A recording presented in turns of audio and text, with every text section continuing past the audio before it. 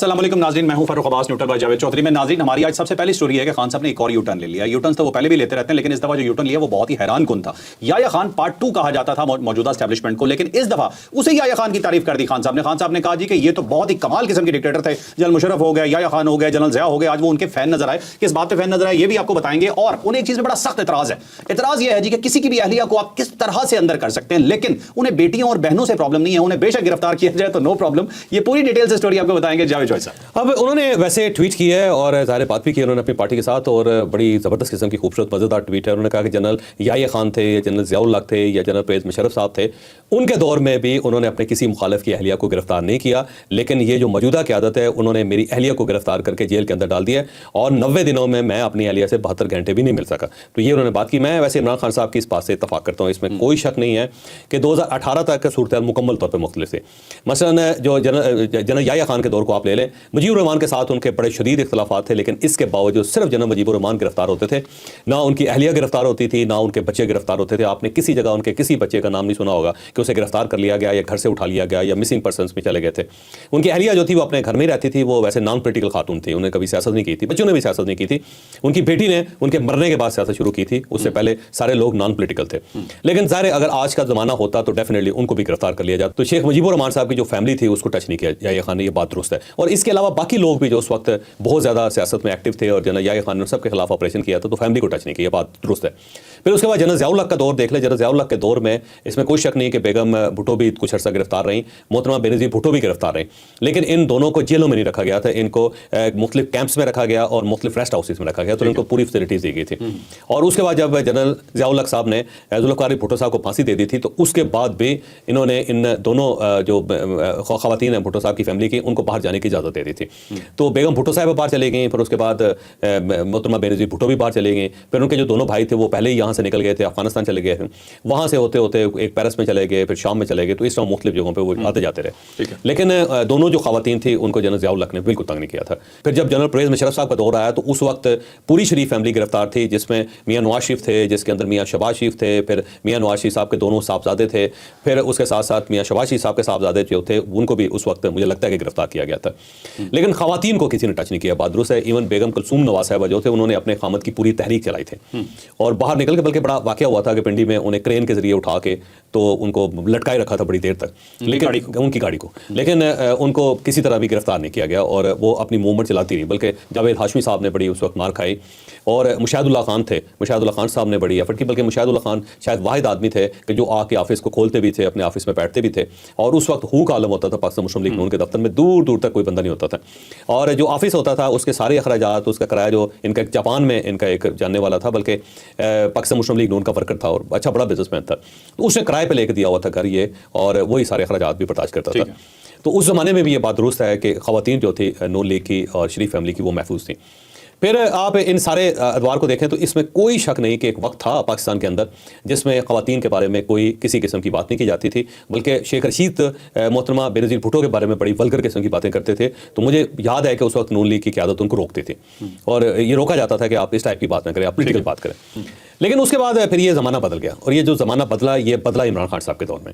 बस आप देख लें कि इमरान खान साहब 2018 में प्राइम मिनिस्टर बने थे, ऐसे ही है ना, और 2019 में 19 जून 2019 में फरियाल तालपुर जो आसिफ अली ज़रदारी साहब की हमशीरा हैं उनको गिरफ्तार किया गया था। ठीक है। और उससे पहले इस टाइप का कभी कोई इंसिडेंट, कोई इस टाइप का इवेंट नहीं हुआ था कि इस तरह आप किसी खातून को, किसी सियासतदान के घर की खातून को गिरफ्तार कर लें। फिर जो मरियम नवाज साहब 8 अगस्त 2019 को वो अपने वालिद से मिलने के लिए जेल गई थी, तो जेल के अंदर से उन्हें गिरफ्तार कर लिया गया था।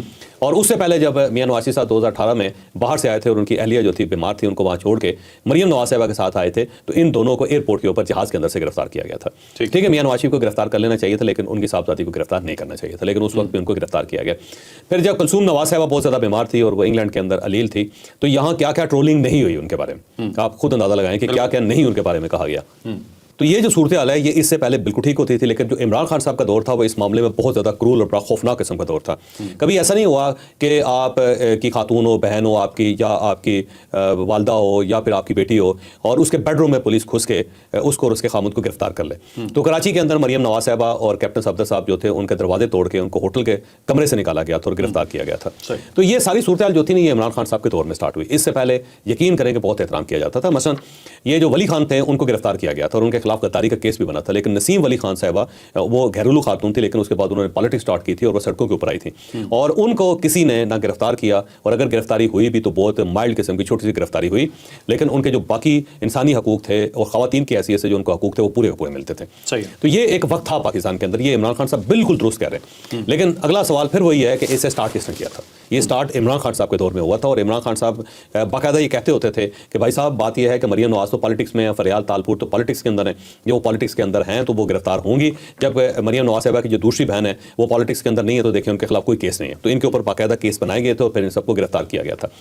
अब इसी अगर ट्रेडिशन को आप आगे ले जाएं तो फिर ज़ाहिर है जो बुशा बीबी उनके साथ भी बड़ी जाती हो रही है, खातून है, लेकिन स्टार्ट तो आपने किया था, और अगर आपने स्टार्ट ना किया होता, आपने लोगों की खवातीन का एहतराम किया होता, तो आज लोग भी आपके लिए बोलते। इसी गवर्नमेंट के अंदर से लोग आवाज़ उठाते, वो ये कहते कि ये ज़्यादती है, हमें इमरान खान साहब के खिलाफ बात करनी चाहिए, उनके खिलाफ कोई इकदाम करने चाहिए, वो पॉलिटिशियन थे, उनसे गलतियां हुई होंगी, लेकिन उनकी अहलिया नॉन पोलिटिकल है, उनका कोई कसूर नहीं है, तो उनको गिरफ्तार नहीं होना चाहिए। दूसरी बात यह है कि इमरान खान साहब ने हमेशा इक्वालिटी की, मुसावात की, ट्रांसपेरेंसी की बात की है। तो जब आपकी बेगम किसी जगह इंडल्ज होंगी और ऐसी जगह पे इंडल्ज होंगी जहाँ 190 मिलियन पाउंड का इशू होगा, तो फिर डेफिनेटली केस भी बनेगा।